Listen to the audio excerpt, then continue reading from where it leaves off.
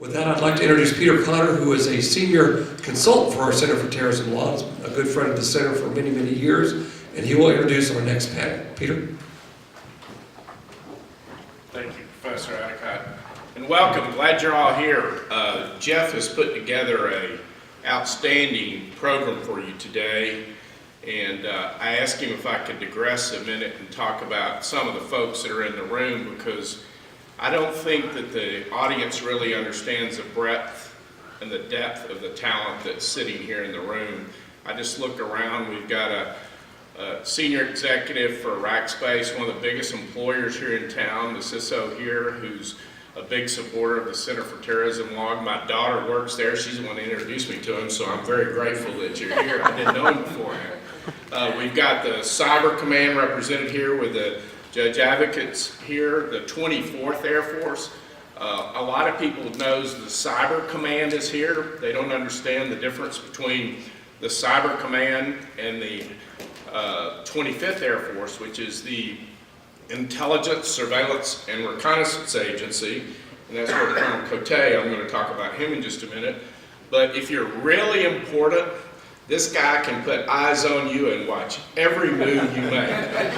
But believe me, you don't want to be that important, because there was a guy named Osama bin Laden, and he's no longer with us because these guys know how to find him. So, and he's the director of communications, so he's got to make sure that all those communications are working. You ever had a big old blue screen on your computer and you go, oh my God? He's got to make sure that never happens there. Some other folks in the room here, I see we've got BCFS, I see we got the Sailor of the Year, 19 whatever year, he didn't want me to announce, but it was here. And if you don't know who BCFS is, they respond in times of emergency. If you remember Hurricane Katrina and Rita, and people show up and help take care of the folks and feed the hungry and respond and take care of the first responders. They're a big support agency here. CPS Energy, they keep your lights running for you, and they're a big supporter of this group. We've got Martin Tully over here. Now, he's a high-powered lawyer from Chicago, but more importantly, his job that he didn't get paid to do, he's the mayor of Reelville, in the second largest city in Cook County, which is right outside of Chicago, and he's responsible for emergency operations up there. I see Dwight. I go to church with Dwight. He's a big contributor and support of the Center for Terrorism Law. That's just a cross-section of some of the folks that are in the room, and you wouldn't know them if I didn't talk about it, because they're very modest, they're very humble people. I see Joe Sanchez here. He's one of the outreach guys for the Air Force here, and he helps orchestrate events like this. So we're delighted you're here. So now I want to introduce our speakers.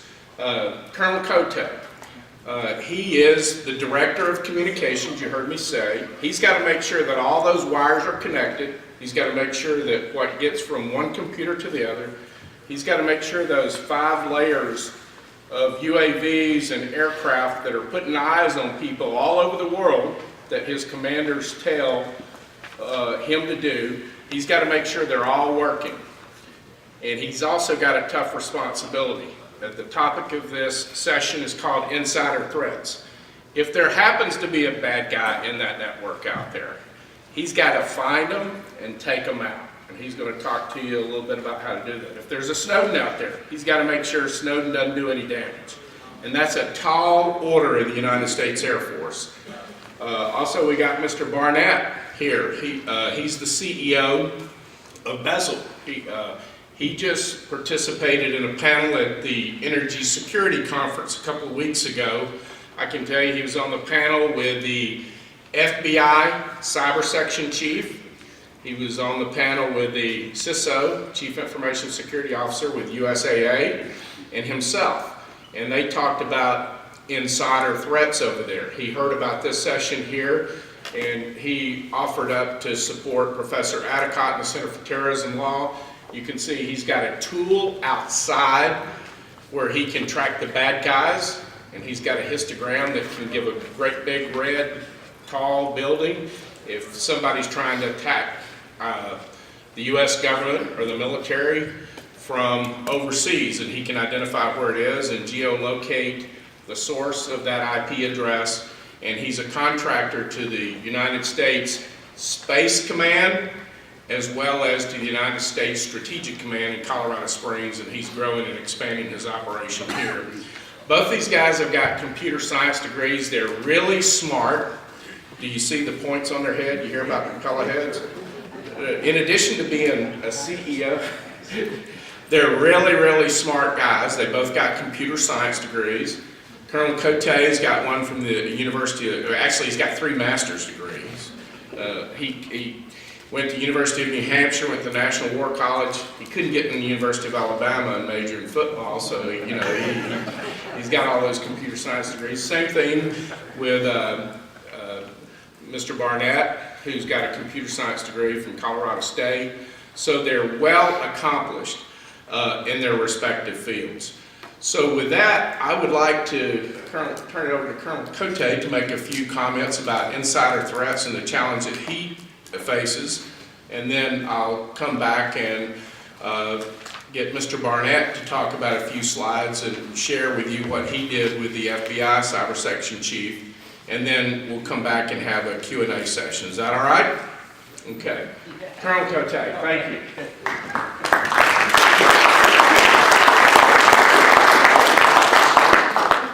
Put this thing on. Can everybody hear me? Yeah. Sure. Yeah, there you go. Okay, good enough. All right, so first, I just wanted to say thank you on behalf of General Schwedo. He would be here, except he's doing his change of command today. General O'Brien is taking command of the 25th Air Force. Pretty important that he be there for that change of command ceremony this morning, and then I'll have the opportunity this afternoon to meet General O'Brien as she introduces herself to those who she's going to lead here probably over the next 2 years. So the other thing I'd like to point out is I think forums like this are very important.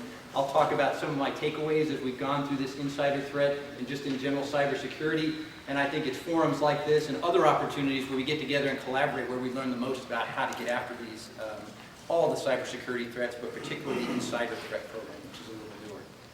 So I appreciate the introduction. I'll tell you a little bit more about what I do to give you context for what we do. I have 2 jobs. So first, I'm the Director of Communications for 25th Air Force. So what that involves is cyber and communication support for the wings in 25th Air Force. So 2 of them are flying wings. So they have aircraft that do intelligence, surveillance, and reconnaissance all over the world. One at Beale out in California, and then one up at Offutt Air Force Base in Nebraska. And then we have 3 intelligence, surveillance, and reconnaissance wings. One focuses primarily on cryptologic support and NSA support, National Security Agency. The second one does processing, exploitation, and dissemination of all the information that comes down from satellites and aircraft and things like that. And then the last one focuses primarily on targeting. So think developing targets for what we need to do downrange with our warfighters and our combatant commands. And then lastly, we have the Air Force Technical Applications Center, which is responsible for nuclear treaty compliance, making sure that for the United States, we're adhering to all the rules and things associated with treaties that we've agreed to. So that's my job as the Director of Communications. I'm also the 625th Air Communications Squadron Commander, which is where we get more at the heart of what I do regarding insider threat. So in that capacity, I have the responsibility for intelligence networks. So all the things I just described have to be passed over some kind of a network so that it can get to the people who need it, whether it's those who are doing the analysis or whether it's those who need it to prosecute wars and do the things we do as a military. And so I do the operations and maintenance for that intelligence network that does that. And then second is the security piece of that.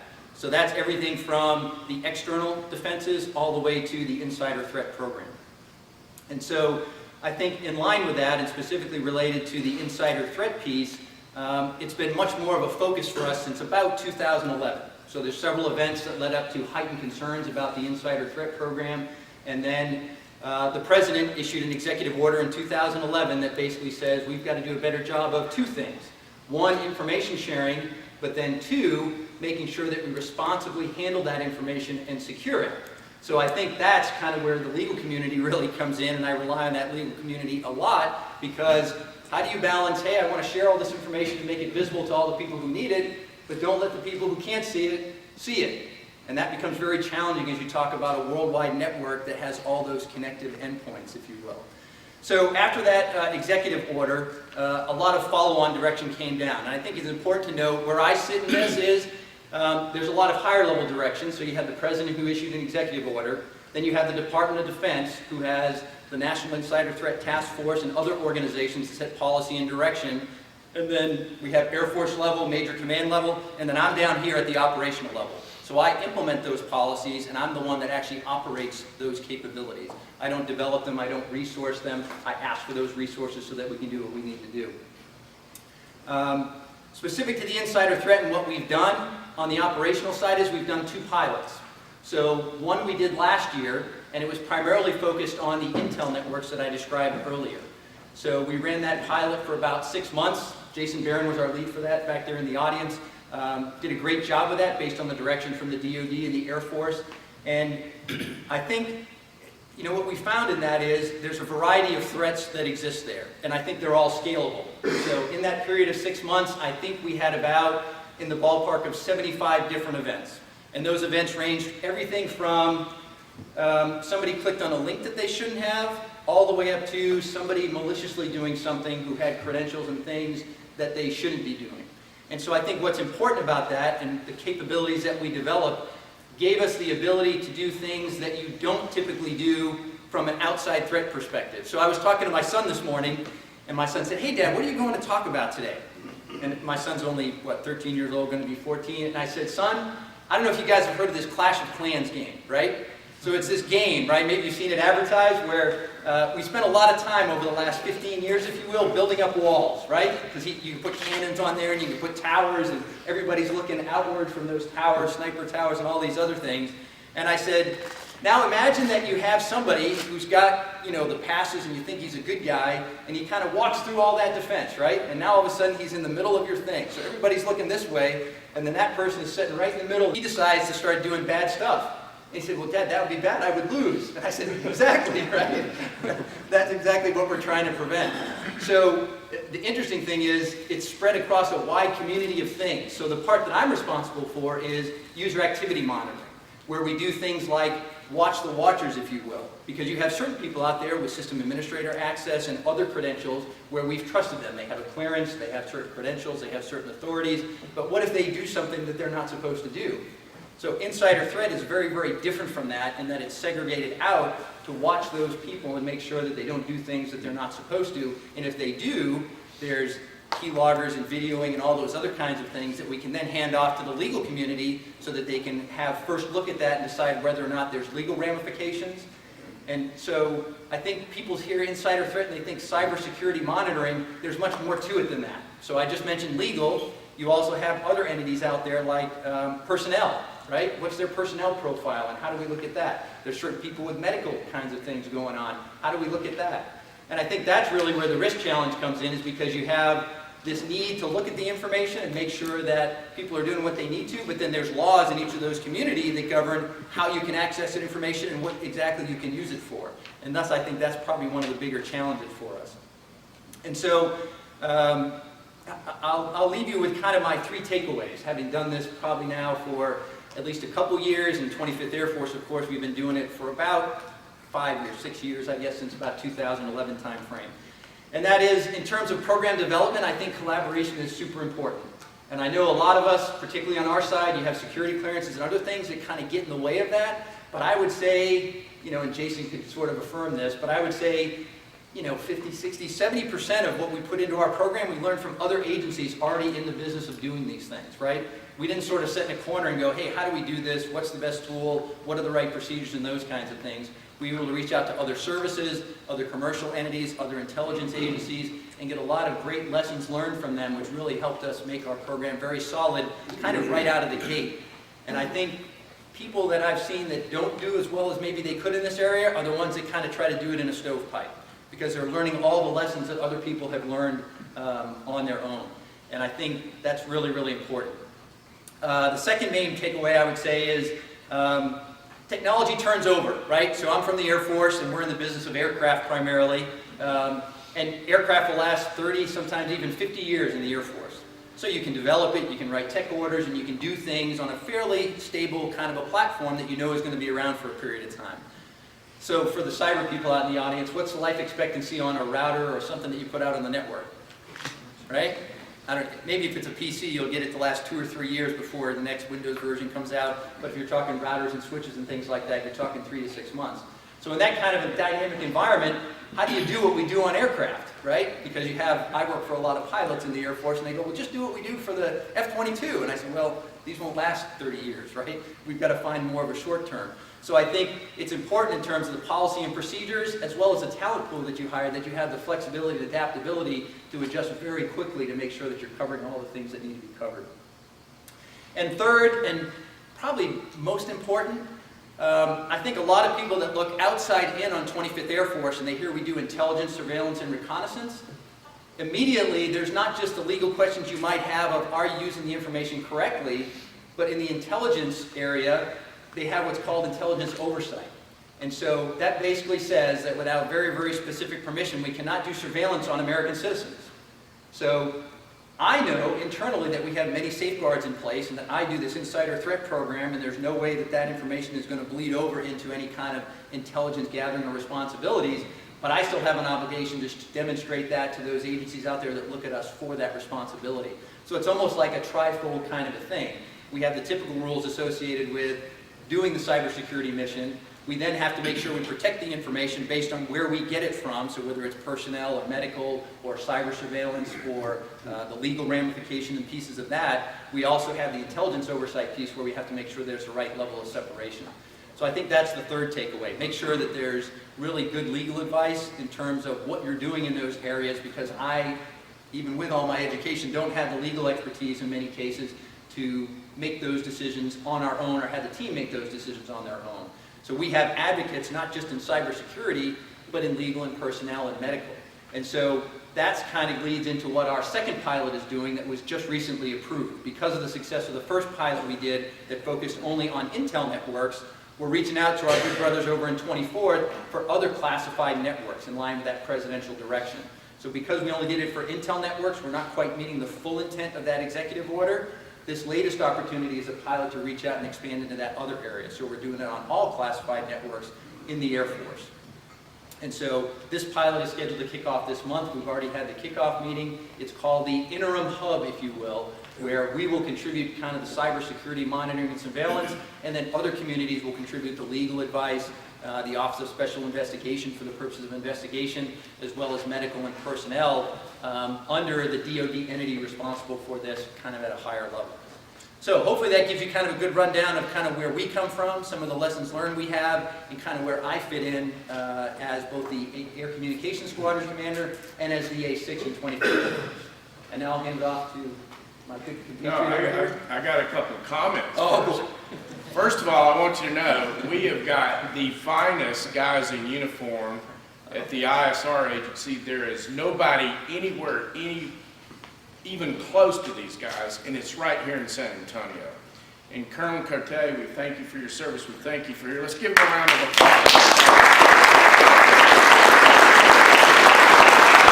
I know some of his bosses. I just talked to him about Lieutenant General Heithold. If any of y'all knew him when he was here, he's one tough guy to work for. So this guy really knows how to perform. But he mentioned he's the guy that executes it and operates it. He's dependent upon contractors in a lot of cases. Now, a guy that used to be in a uniform, like Colonel Cote, is Mr. Barnett. And now what he does, he started a service-disabled veteran-owned business. He's in Colorado Springs. He supports the Space Command and the Strategic Command. But he's expanding here. The reason he's been so successful is because of his wife right back there, Pam Barnett, and they've grown from one employee, Mr. Barnett, to 50 now, and his first hire was his wife, and she hires everybody else, and that's why they're successful. But Colonel Cote is dependent upon contractors to develop these tools to monitor people's behavior and activity and all those kinds of things. And that's what Mr. Barnett does, and he's going to share with you a little bit about how he structures that and does that. So, Mr. Barnett, would you mind sharing with the audience a little bit about what you do, sir? Sure, absolutely. As Peter said, my name is Jeff Barnett, and I would like to recognize my wife as well, because I have a couple jobs, as you know, like the Colonel. First and foremost is to be a husband and a father. And so I just wanted to recognize my wife and business partner, Pam. And then on the business side, we've been in business for about almost 11 years now. And can everybody hear me okay? Yeah? No? Okay, I'll try to, well, I can't use that because the Colonel didn't. So, so he set the precedent, and so we'll just go from there, and I'll try to speak as loudly as I can. We've been in business for about 11 years now, and we do a lot of support to space operations. We do a lot of support to the 25th Air Force, as well as Air Force Space Command and U.S. Strategic Command.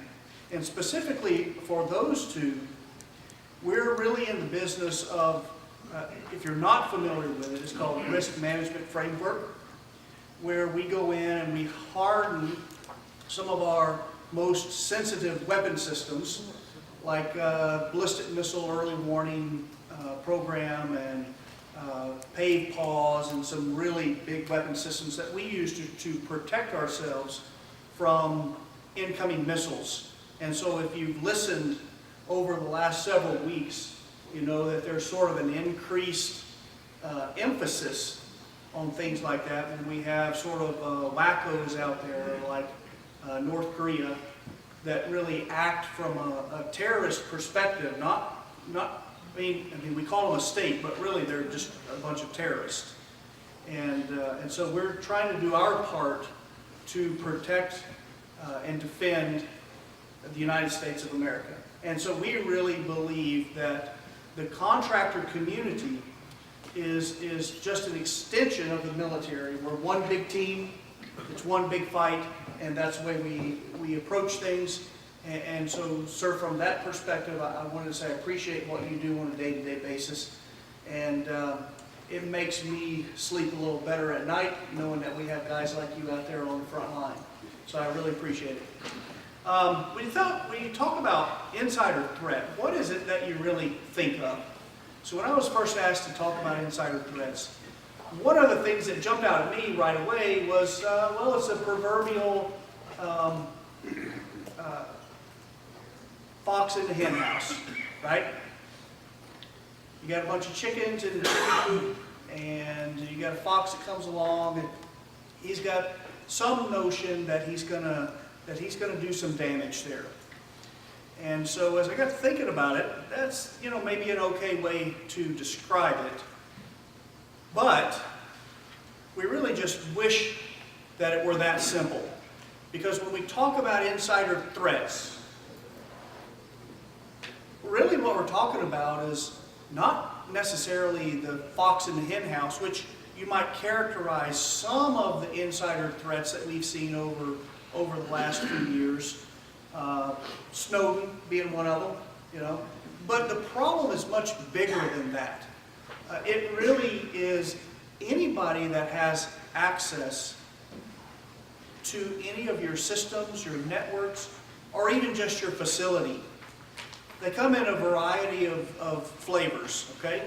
It's employees, could be contractors, maybe former employees or former contractors that left under less than desirable circumstances. Visitors to your facility. You know, one of the big things that we're always concerned about is somebody just taking a USB drive when they're in one of our facilities and just sticking it into a computer. And you never know what's on those things.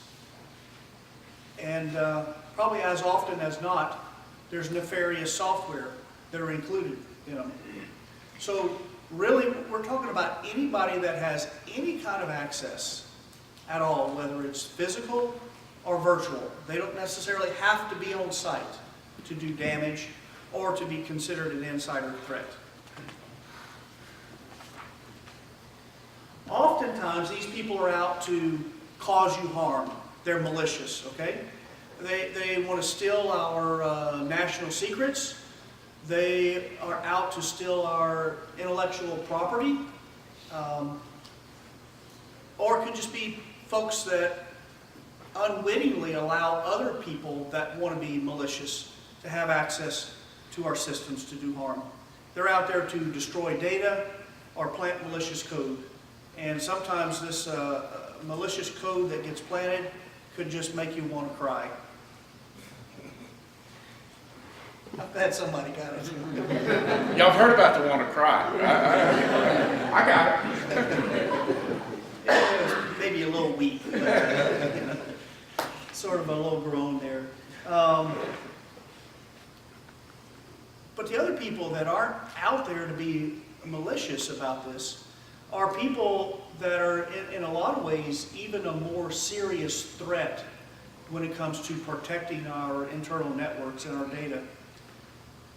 Because these are employees that believe that they belong to the Department of Awesome. They think that they're smarter than the average person, and they would never, ever do anything to compromise your system. And yet, sometimes they're the very people that allow other folks into your system because of their lack of attention to good security practices. And then there's the folks that maybe a CEO of a company or whatever that just say, I'm too important. I don't have time to take the extra 15 seconds to scan this file before I send it out. And so those people can be fairly dangerous as well.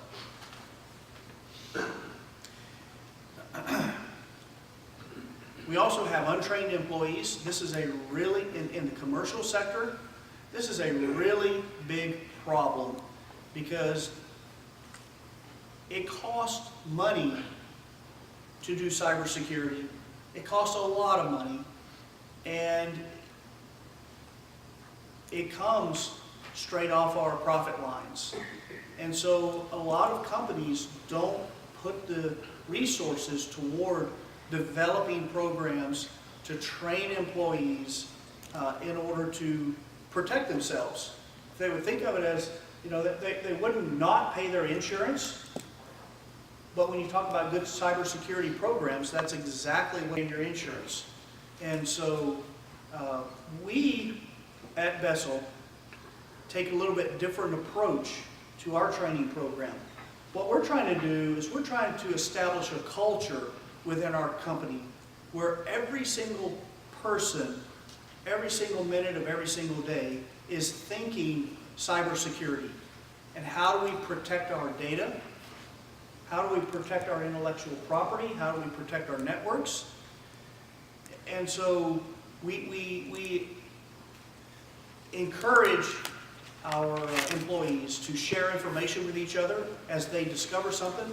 You know, here's a phishing email that we got. I'm going to make sure that everybody else is aware of it, so that I was smart enough to not click on it, so I want to make sure that anybody else that receives the same thing or something similar is smart enough to not click on it as well. And then the other piece of that, when you don't have a culture of learning and security in your company, you can have employees that just are not thinking, and they get an email, and they go, in the case of this one right here, a couple weeks ago, I got one that said, oh, congratulations, your McAfee 2017 has run out just today. And so we're gonna help you by allowing you to just click here and update your McAfee 2017. Well, first of all, we don't have McAfee 2017, so it can't be out of date on our network. And second of all, it's set up in a fashion that it never gets out of date. It just automatically updates. So I knew right away that this was a bogus thing, but it looks very real. And so people will click on these links, and then bad things start to happen. And you may find yourself in a situation you really don't want to be in. Let me just kind of can I do a quick poll? Sure. How many people here, since we're talking about the Center for Counterterrorism, is that the name of it? Something close, terrorism law? Okay. How many people here would write a check for $50 and send it to ISIS? or Al Qaeda. And if you would, don't raise your hand, because it's probably not to admit that. But if you had a little window that popped up on your screen that says, we've locked all your data, we've encrypted your hard drive, you need to send us $50 and we'll send you the key to recover your data. You've got photos of your family. I mean, just if we're just talking about at home, right? You've got some very sentimental, sensitive stuff just even at home.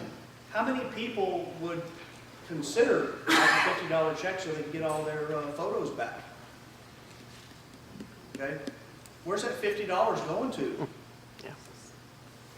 If they're not doing it now, it's only a matter of time until these terrorist organizations are targeting us in that fashion, and others. So we really need a culture in our companies, we need a culture in our homes to protect ourselves. And we need to start thinking about this from a different perspective, okay? This is an all-out war. When you talk about cyber threats, and when you talk about insider threats, we need to start thinking about this with a new mentality. And we should address this, the insider threat specifically, with as much zeal as we address outsider threats. You know, we do all kinds of things to try to keep bad people out. But what are we doing to educate and make sure that people on the inside are not threats to our data and our systems? So we need a new philosophy of how we approach this. Because the numbers are very, very high. There's some dispute over exactly what they are. But I can tell you this, that I was talking with Erin Joe, the chief of the cybersecurity branch for the FBI a couple weeks ago, and she said that as high as 80% of all the cyber incidents that they investigate have some aspect of an insider threat to it. Maybe it wasn't an insider job, completely, but somewhere along the way there was someone on the inside that made that attacker's job easier.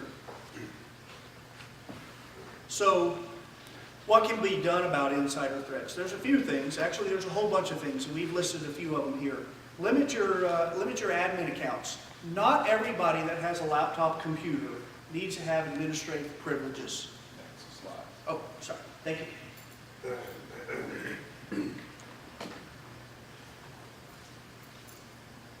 You need to isolate and distribute your capabilities.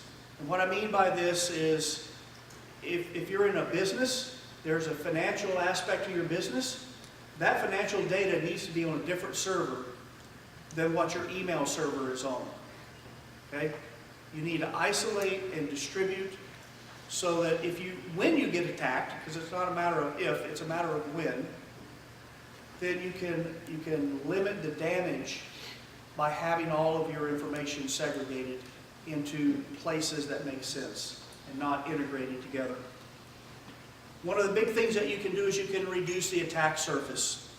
We have a tool you can see outside that's what we do with this tool that we're showing you. Is essentially we reduce the attack surface to only people that we want to talk to. Some guy in the middle of China, I have no need to talk to him, and he has no need to talk to me. So if you want to know more about that, I think I've got one quick slide here on the next slide, then we'll wrap it up. See our guys out there. And the kicker is, and Carl talked about it, every 3 to 6 months, routers and so forth have to be replaced to the next best thing. If you want to be successful against any threat, including insider threats, we have to constantly evolve our protection technology.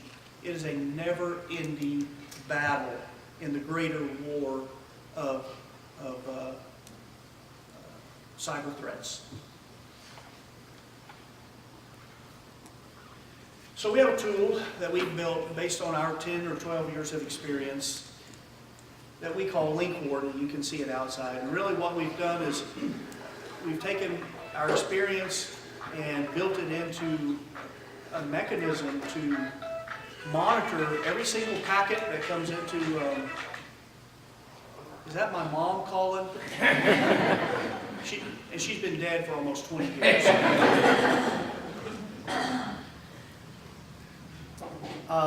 So we intercept every single packet that comes into our network, and we do an analysis of it to determine whether it's somebody that we want to talk to or somebody that we don't want to talk to.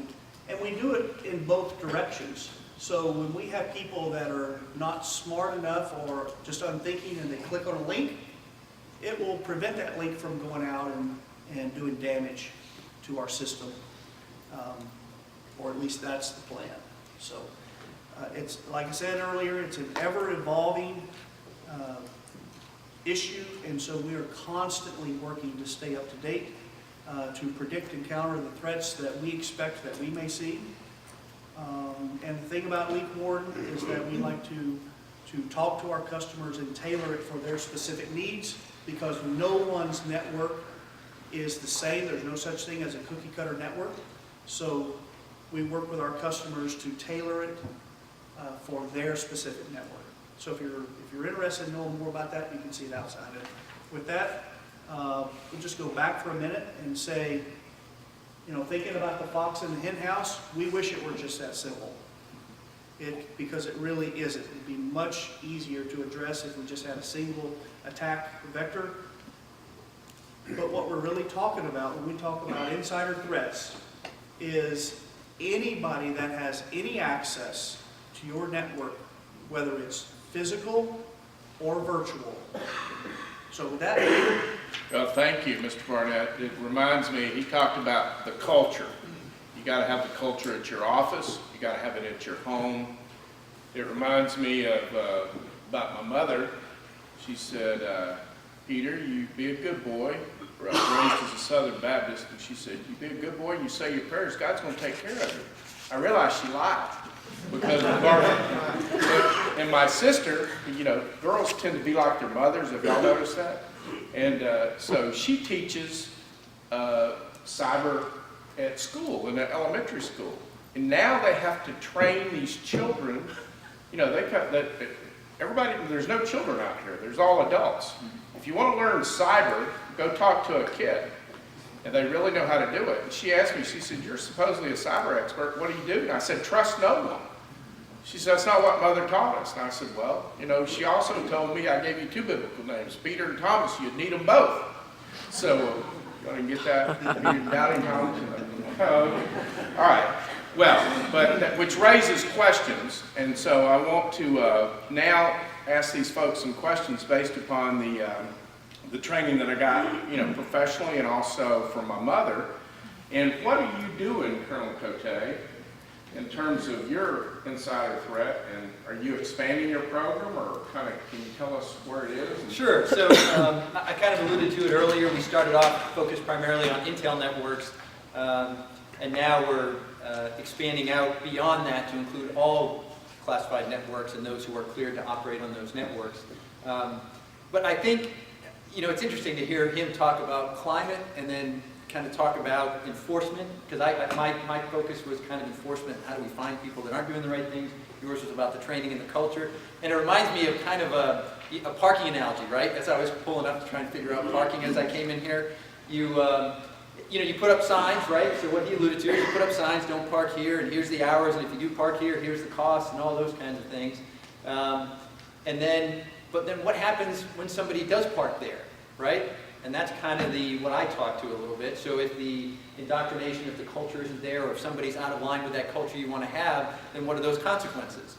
Well, unfortunately, the analogy is not as simple as figuring out somebody parked there and here's your, I don't know, $50 ticket, whatever they charge these days for. Fortunately, I haven't got one in a while. But then how do you find that they parked there? You understand that what they did was wrong, and now what are the consequences? And it's even more complicated than that, because what was their intent in parking there, right? So did they park there seeing the sign and doing everything that they knew was not right and maliciously want to cause issues or traffic jams or things like that? Or did they just not happen to see the sign and it was an innocent mistake or that sort of a thing?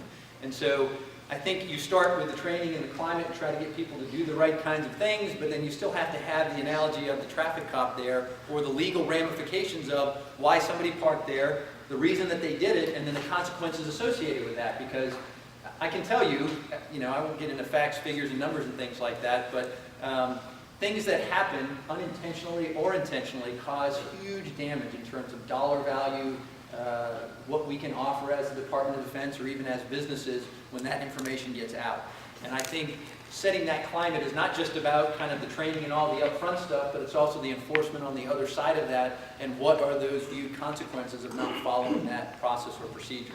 So I think what we're doing with this expanded pilot is really trying to make sure that we're covering down on all those areas and trying to be the good traffic cop that says, okay, it was accidental, okay, here's kind of a minor consequence. Or was this really truly one of those malicious things, or hey, you've been trained, you need to redo your training and here's some kind of an administrative consequence to you, because that's really the only way that we're going to get after it. There's not really one, what I would call magic key, if you will, to this whole thing. It's a series of different things across multiple communities where we have to collaborate and address this risk together, while still trying to make sure that we share information to do all the things we need to facilitate what we do as the Department of Defense or as a contractor or any of these other agencies. Well, Colonel Cote, since I illegally parked, I didn't get here on time. That's right. But yeah, we got you on film. So describe some of the legal consequences of when I'm getting towed away. Yeah. So I will tell you that's not an area of my expertise. As I talked about earlier, we're primarily in the user activity monitoring, auditing, and trying to identify those flags and things that would say, hey, somebody's not doing something here that they need to, and then we use what's called a referral process. So we would then refer that and whatever evidence we have, whether it's key logging or actual video of what happened on the screen at the time, to a legal agency who would then assess it and determine whether or not there were legal grounds to move forward. In the event that there's not, or it doesn't meet that threshold or legal criteria, we would potentially take that back and address it internally, right? So we'd probably go to the boss of the boss of the boss and go, hey, you've got somebody, here's what they did, over to you, Commander X, to do what you think is appropriate, because cybersecurity is important. And I think circling back around when it doesn't have those legal ramifications is important, because it helps inculcate that climate that we're talking about. Because now you've got a commander going, ooh, they did this, and oh, that's not helpful, and you give them a little background on why it's not helpful and the kinds of consequences that it can have. And now you've got commanders out there, non-cyber, non-legal, who are talking about the importance of cybersecurity, which helps get at the climate you were talking about. Which leads to a question here, because he's got a tool that can identify the bad guys. And I can tell you, being a consultant, I got a call from the CEO of a big oil company, and he was mad. He was really mad. Somebody shut down his network. And so Mr. Barnett's got a tool that can identify and geolocate that for you, so you can see it out there. But so Jeff, what do you do when the CEO, and you give him all this good data, and he says, I want to attack him? Yeah. What's your advice? Well, my advice is don't get out in front of yourself, because It's very good advice to listen to him, by the way. Yeah, because there are some laws that prevent you from just going out and seeking revenge. Let me share with you just a quick analogy. I just hired a guy from NSA a couple weeks ago, and he was telling me this story that back in his younger days, he ran a gaming site. And he asked for people to pay him $4 or $5 a month or whatever, just to kind of keep things up to date. And so he had one particular guy that broke in and started using his game. And he said, okay, that's fine. I'll let you have, you can be in here for a week. And so went on, and he broke in again.